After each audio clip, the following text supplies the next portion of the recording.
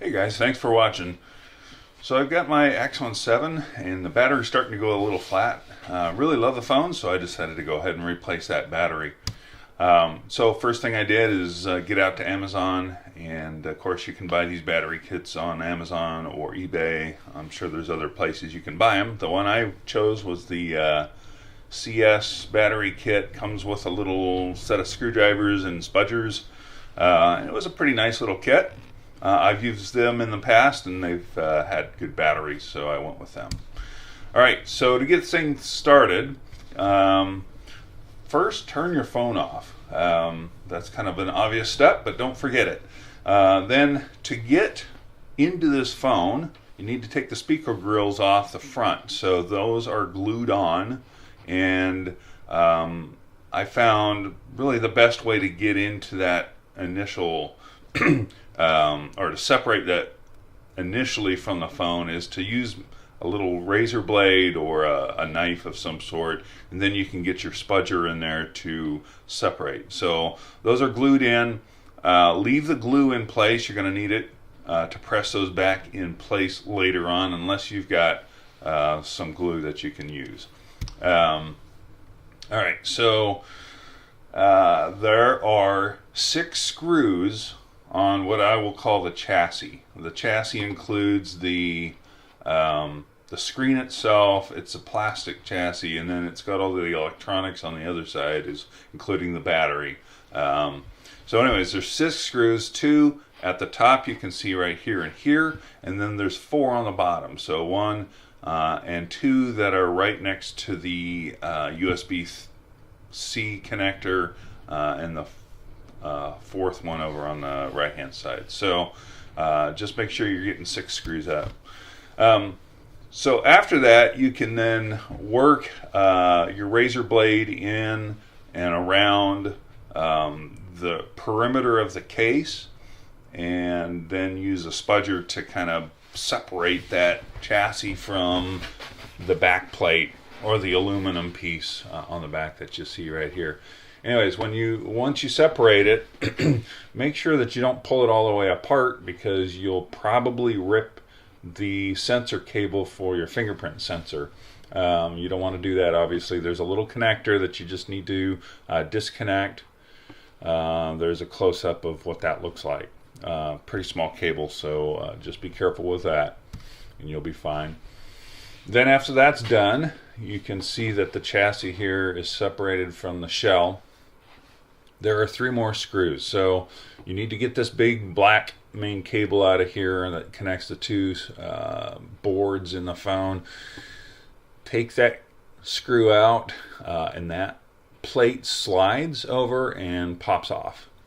Pretty simple. And then this one is pretty self-explanatory as well. You just have the 2 screws that pops off, and you can pop the cable off. There's a connector underneath both of those hold down plates. So just pop that cable off.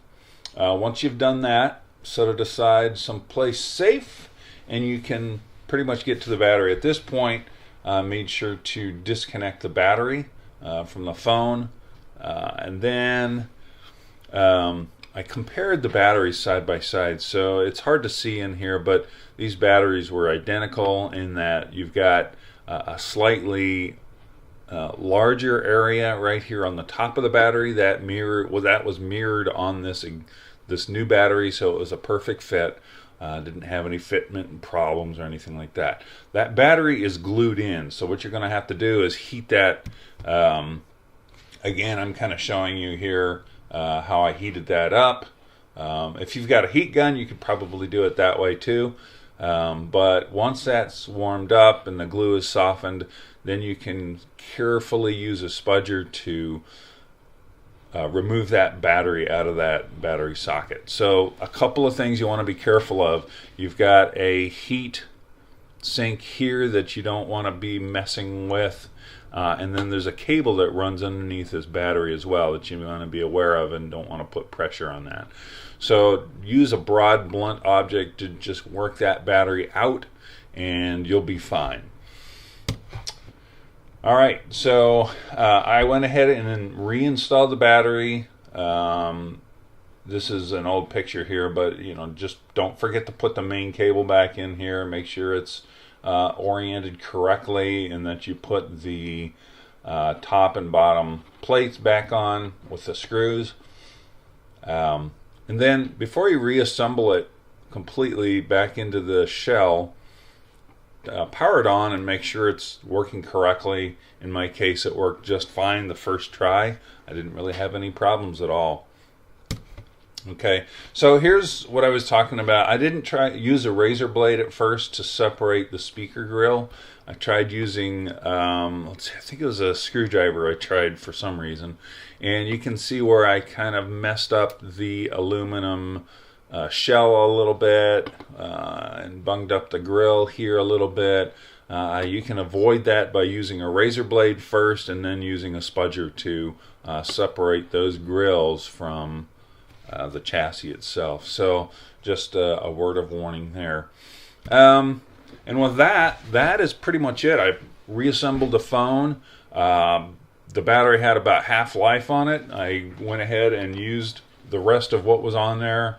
It lasted the rest of the day, and then I charged it like I normally did. And that phone was or is working like it was brand new. It really did a great job of fixing that battery problem. So I would say it was definitely a good fix, and go for it. Good luck, and I hope that solves your problem.